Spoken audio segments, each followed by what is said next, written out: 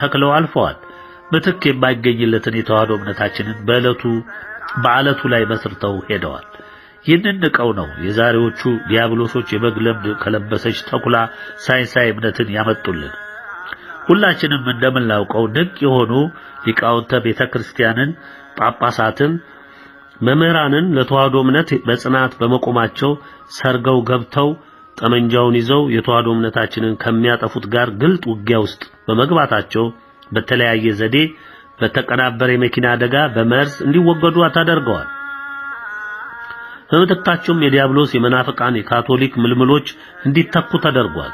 ስለዚህ ካቶሊክ የዲያብሎስ መሳሪያ ናትና ፍርዱም ይገባታል።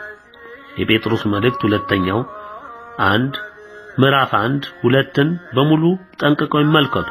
ስለ መናፍቅም ሆነ ስለ ካቶሊኮች ምንነት በግልጽ የሚረዱበት የልዑል ቃል ነውና ፍርዱም በዚሁ ቃል ተመስርቶ የመጣ ነው።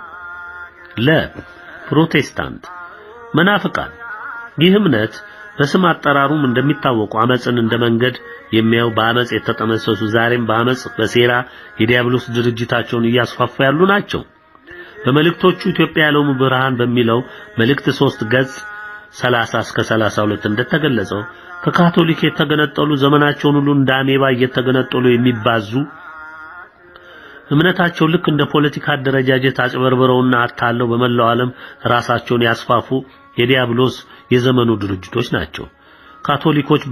ከካቶሊኮች በሚበልጥ ድርጅት አሰራር ፖለቲካውንም ተላብሰው ገንዘብ ሰንቀው በመላው ዓለም ለሰዎች ጥፋትን ለዲያብሎስ ግዳይን ዘወትር የሚያቀርቡ ናቸው። ከነዚህ ጋራ መጨቃጨቅ ከዲያብሎስ ጋር በአካል የመዋጋት ያህል ነው።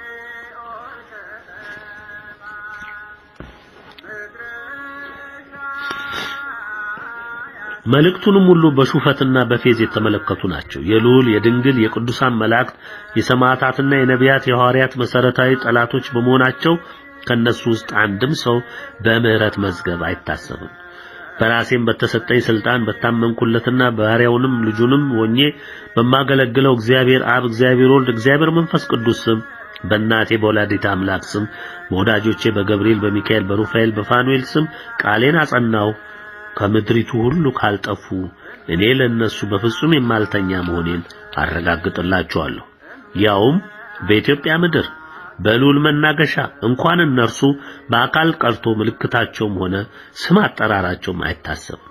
ስለዚህ ከነዚህ ጋር በማንኛውም መልኩ ማህበራዊ፣ ፖለቲካዊ፣ ኢኮኖሚያዊ ትስስር ያለ ሁሉ አብረህ በሳቱ ትበላለህና ሰከንድ ሳታጠፋ አምልጥ።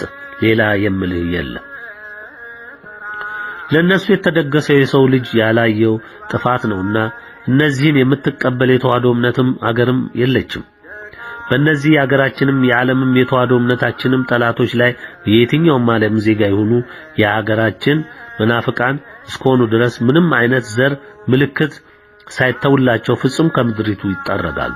ያሳደጓቸው እንስሶችም ጭምር በኢትዮጵያ ውስጥ እንዲኖሩ አይፈቀድም፣ አይደረግም። ስለሆነም በየትኛውም የዓለም ስፍራ ያሉ መናፍቃን ሁሉ በዚህ መልእክት በተጠቀሱ መቅሰፍቶች ሁሉ ይጠረጉ ዘንድ በልዑል ፈቃድና ትእዛዝ በካዷት በእናቴ በድንግል ትእዛዝ በእኔም በልዑል ባሪያው ተፈጻሚ ሆኑ ዘንድ ታዟል። እጅም መስጠት እስትንፋስም ለእናንተ የለም። በምንም የሚተው ቀዳዳ አይኖርም። እዚህ ላይ አረፍ እንላለን።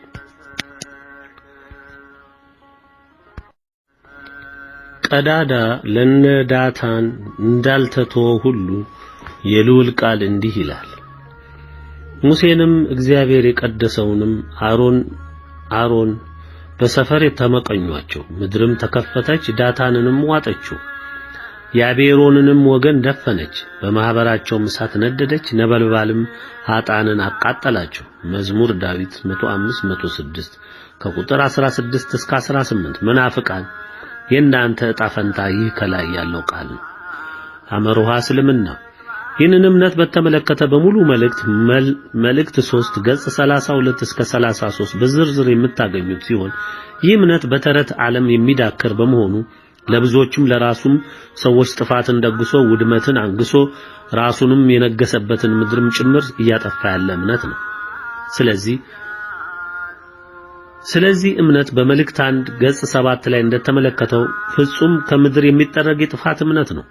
ይህ ከጅምሩ ዛሬ በመላው ዓለም ላይ ጎልቶ ቢታይም ከዚህ መልእክት መውጣት በኋላ በ49 ጊዜ እጥፍ ጨምሮ ሰምተን የማናውቀው እሳት ማዕበል የሚጠርገው ነው። ከዚህም እምነት እግዚአብሔር የመረጣቸው ከማዕበሉ ሾልከው የሚወጡ አሉ።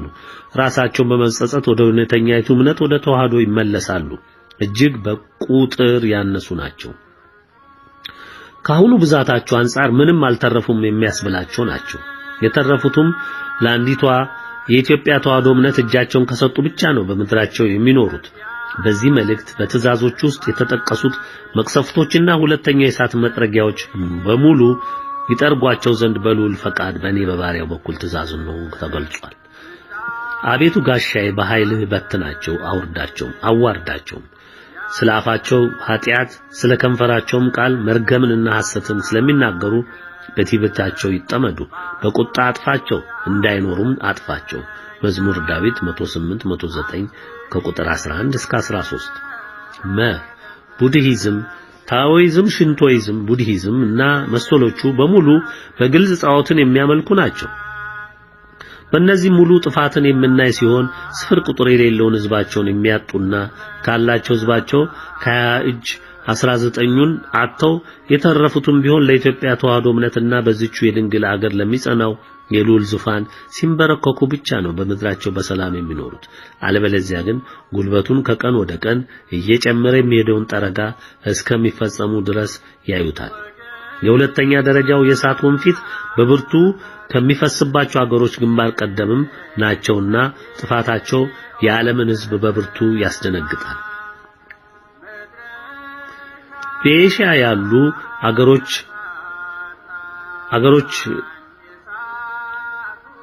አገሮች ናቸውና መልእክቶቹ ለመንግስታቶቻቸውና ለሚዲያዎቻቸው ደርሰዋል። በመሆኑም በዚህ መልእክት ውስጥ የተጠቀሱት ሁለተኛው የእሳት ወንፊትና ሌሎች መቅሰፍቶች በሙሉ ይፈሱና ያጠፏቸው ዘንድ በልዑል ፈቃድና ትእዛዝ በእኔ በባሪያው በኩል ነው ታዟል። ትንቢተ ኢሳይያስ ምዕራፍ 2 ከቁጥር 12 እስከ 22፣ ትንቢተ ኢሳይያስ ምዕራፍ 24 ከቁጥር 1 እስከ 13፣ ትንቢተ ኤርምያስ ምዕራፍ 8 ከቁጥር 2 እስከ 3። በዚህ ርዕስ ከአባሎቻቸው ቁጥር ማነስ አንጻር ባናነሳቸውም የተለያየ ስምና ዓላማ ያዘሉ እምነት መሰል የዲያብሎስ መሳሪያዎች ከላይ ከተጠቀሱት የተለየ ዕጣ የላቸውም። ታላላቆቻቸው በእሳቱ ሲበጠሩና ሲጠፉ እነዚህ አብረው ይጠፋሉ። በእነዚህ ያሉ የቅጣት ትእዛዞች ሁሉ ተፈጻሚ ይሆናሉ።